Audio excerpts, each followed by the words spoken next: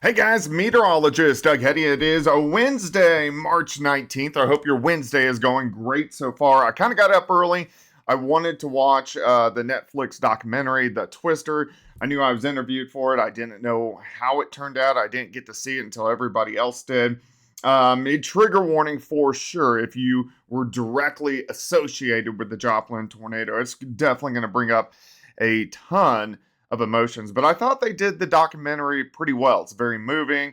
It's fast paced. It's about an hour and a half long. So if you do want to watch it, of course, it's on Netflix at this point in time.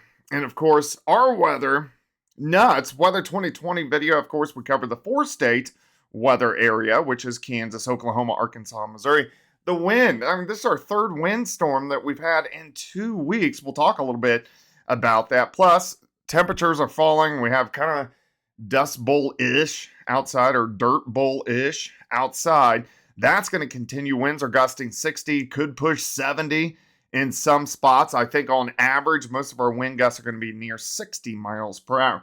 Huge shout out to my boys, Superior Roofing and Construction, a four-state premier roofing contractor. They're local to Joplin, Missouri, but they service all of Kansas, Oklahoma, Arkansas, and Missouri. So if you have roofing needs like super windy day, make sure you give them a call. Numbers right there on the screen. Ask for Cole, Evan, or Carlos.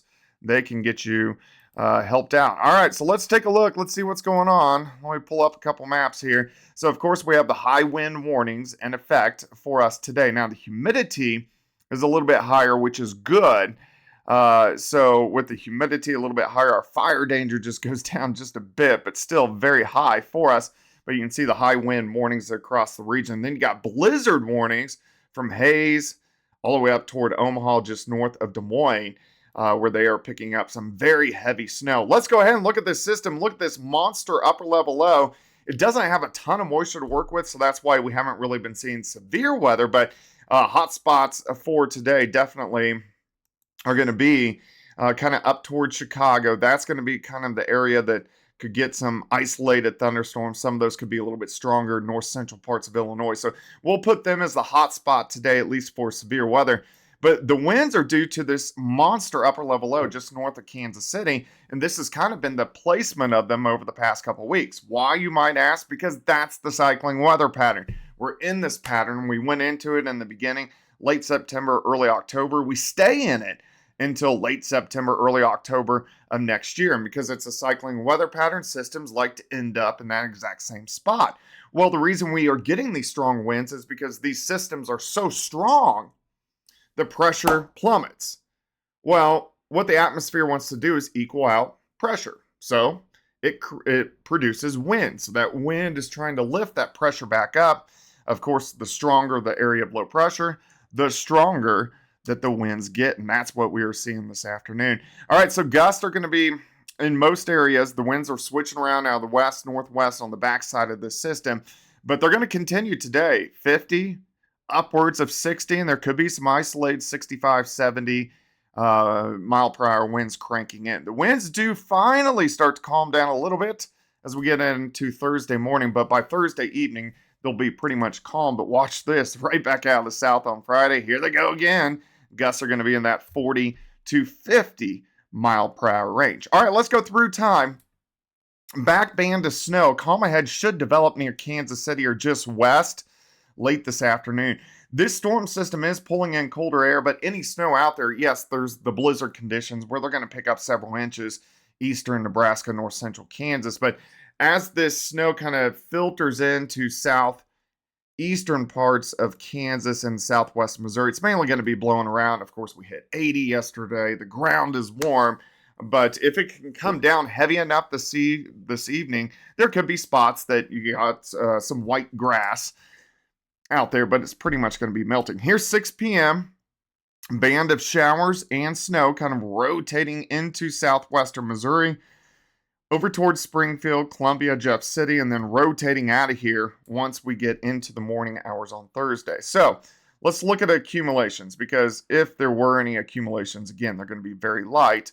Let's go ahead and we'll pull up another little model here, and you can see the snow kind of mixing in. So this is about 6, 7 p.m. southwestern Missouri, but still just kind of a rain-snow mix. So if we look at snow totals, if anything could accumulate, I'm looking at a dusting, maybe a 1/4 of an inch in spots.